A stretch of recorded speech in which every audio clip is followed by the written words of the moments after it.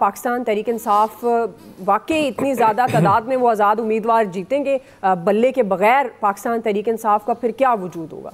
तो पहली बात तो ये है कि अगर ये ज़ाहिर है सारा कुछ बता रहे हैं ना आमिर आपको कि ज़ाहिर इस्टेब्लिशमेंट को चूँकि नाराज़ कर लिया ये सब कुछ हो रहा है, तो फिर सियासतदानों से बात करने का तो कोई फ़ायदा नहीं।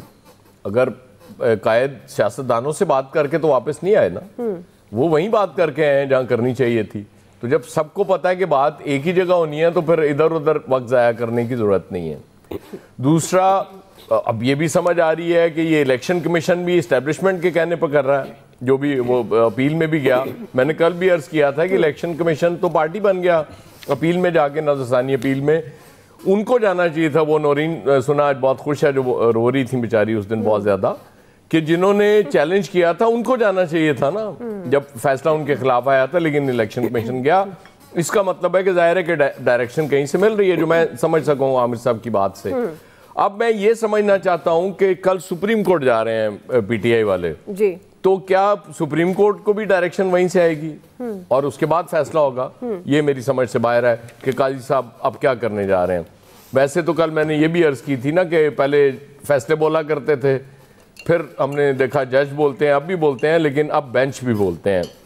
बेंच की फॉर्मेशन से बहुत सी चीज़ें समझ आ जाती हैं। मुझे आज बड़ी हैरत हुई जब काजी साहब ने समाअत के दौरान ये कहा कि मैं मीडिया नहीं देखता।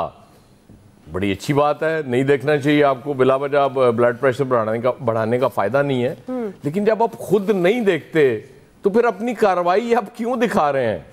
मतलब एक चीज आपको खुद पसंद नहीं है अपने लिए, वो आप देखना पसंद नहीं करते, और वही चीज लोगों पे क्यों मुसल्लत करें? ये मेरे माजरत के साथ जान की अमान पाके मैं ये बात कर रहा हूँ, कहीं तो इन अदालत ना लग जाए मुझ पे कि आप एक वक्त में दो बातें कर रहे होते हैं कि जी मैं मीडिया नहीं देखता, ज़ाहिर आपको नहीं पसंद होगा, लेकिन मैंने अपनी कार्रवाई मीडिया पे जबरदस्ती जरूर दिखानी है कि आप लोग देखें। तो ये मतलब अजीब बात है, ये नहीं होना चाहिए। देखें, इंतखाबी निशान बहुत इंपॉर्टेंट होता है।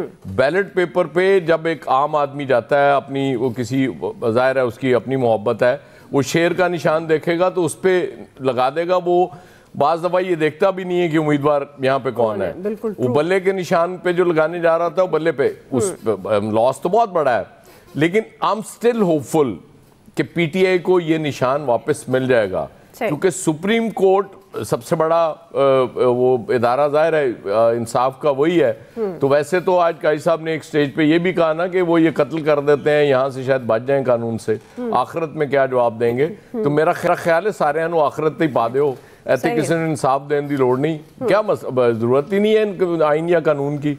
आप हर चीज़ डाल दें कि जी बस आखिरत में जाएं और अपना हिसाब किताब क्लियर करा लें, हम बैठे हुए हैं साइड पे, सिंपल बात है। सही है फैसल साहब, तो ये मामला दुआ मुझे छोटी सी बात करनी, एक मिनट दुआ मुझे बात करने दे, चुके हैं साहब ने मेरा नाम लिया। मैंने अपनी बात जो कही है ना, मैंने कही है। सुप्रीम कोर्ट क्या करेगी वो अयाज साहब खुद कह दें, मेरे नाम से नहीं। मैंने बताया है कि उनकी लड़ाई किससे है, उन्हें क्या करना चाहिए, ये मैं कह रहा हूं। अगर ग्रुप हेड के तौर पर इनको पता है कि सुप्रीम कोर्ट ने जबरदस्ती कार्रवाई चलाई है तो वो कह दें। सुप्रीम कोर्ट लाइव दे रही है, ये टेलीविजन की मर्जी है कि चलाएं या ना चलाएं जी। ये सुप्रीम कोर्ट ने कोई मैसेज नहीं दिया हुआ कि आपके ऊपर फर्ज है कि आप हमारी कार्रवाई चलाएं। वहां पहले सुप्रीम कोर्ट में जजेस पीटीआई के वकला की तरफ से दलाइल दिया करते थे, वो कहते थे, छुप के नहीं कहते थे कि आप रुक जाए मैं बात करता हूं, और फिर फैसला भी दे देते थे। ये भी हुआ है। अच्छा, फिर अब ये हो रहा है कि जब भी पीटीआई का वकील बोलने लगता है उसे बोलने नहीं दिया जाता। हालात एक जैसी हैं, कोई फर्क नहीं पड़ा। मैं तो सिर्फ ये बात कर रहा हूं कि जब उन्हें पसंद नहीं है मीडिया तो फिर लाइव कवरेज का फायदा कोई नहीं है, मैं ये बात कर रहा हूं। अच्छा जी, क्लियर हो गया होगा। फैसल साहब आपके ख्याल में आज़ाद हैसियत में पीटीआई उम्मीदवारों के लिए इलेक्शन जीतना मुमकिन होगा?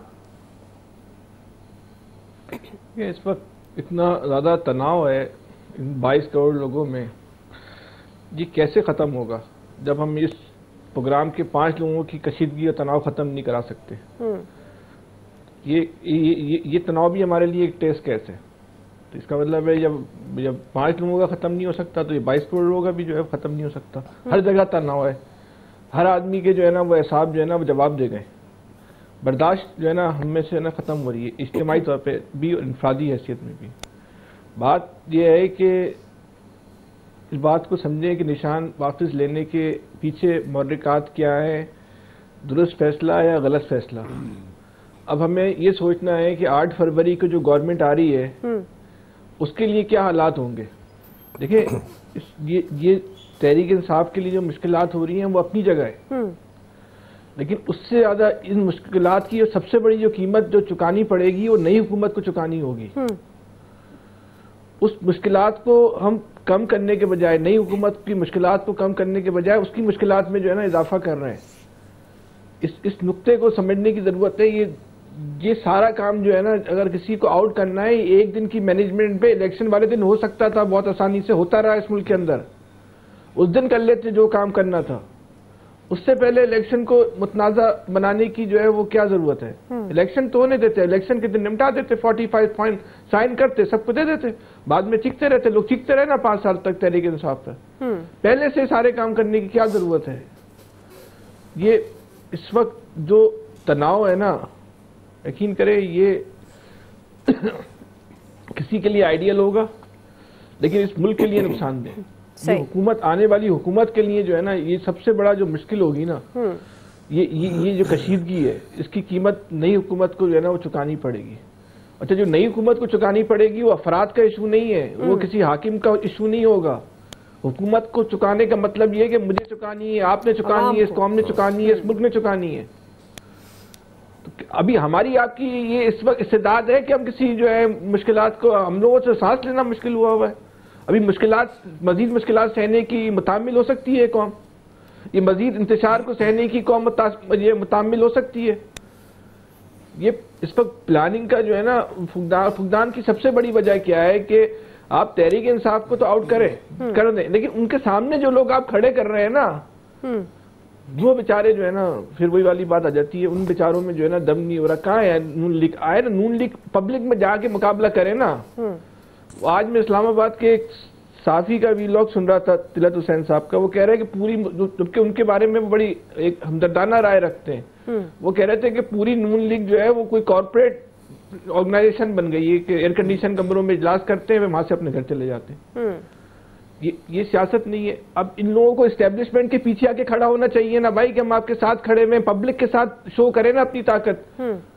नहीं हो रहा। अब तो ये जो तनाव तो डायरेक्टली, यानी कि जो एयाज साहब कह रहे हैं, जो आमिर साहब कह रहे हैं, जो हर आदमी कह रहा है, ये तो direct establishment versus Imran Khan हो गया ना।